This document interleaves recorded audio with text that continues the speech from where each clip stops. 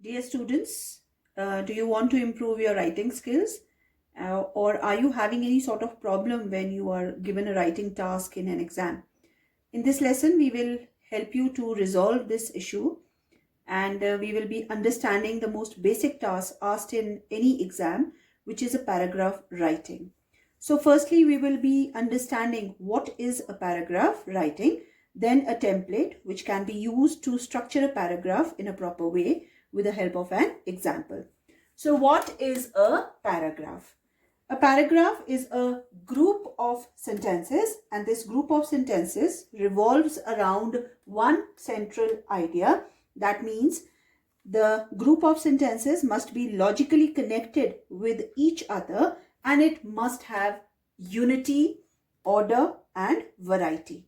Secondly, a sentence must be in a proper order and not any random order, and there must be variety. There must be variety in the sentences, and that is, it should not sound monotonous.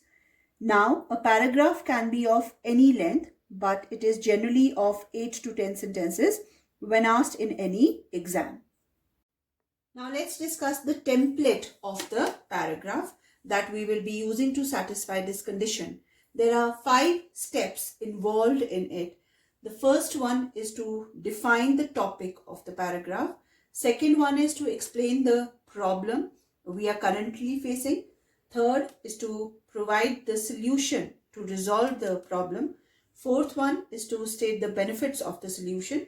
And fifth one is to conclude the paragraph in a positive way. Please remember these 5 steps while writing a paragraph.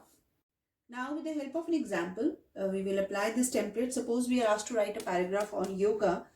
Then how can we apply the template that we have just learned? Let's look into it. The paragraph is on yoga. So the first step is going to be define. Define what exactly yoga is. Here we have to specify what yoga is all about. So we can write it in this way, that yoga is an ancient practice which is helpful for physical and mental well-being of mankind. Here we have provided the definition of yoga. The very first step is to define, so we have completed with it. Let's look into the second step, that is the problem. The second step is dealing with the problem. Explain the problem that we are currently facing, and it may include stress, anxiety, and unhappiness. So we can define the problem in this way. In this modern age, the graph of happiness has gone considerably down, and stress levels are all-time high due to this health-related issues. They have become very common. Now we have addressed the problem. Let's look into the third step, that is the solution to the above related problem. State the solution in a very proper manner.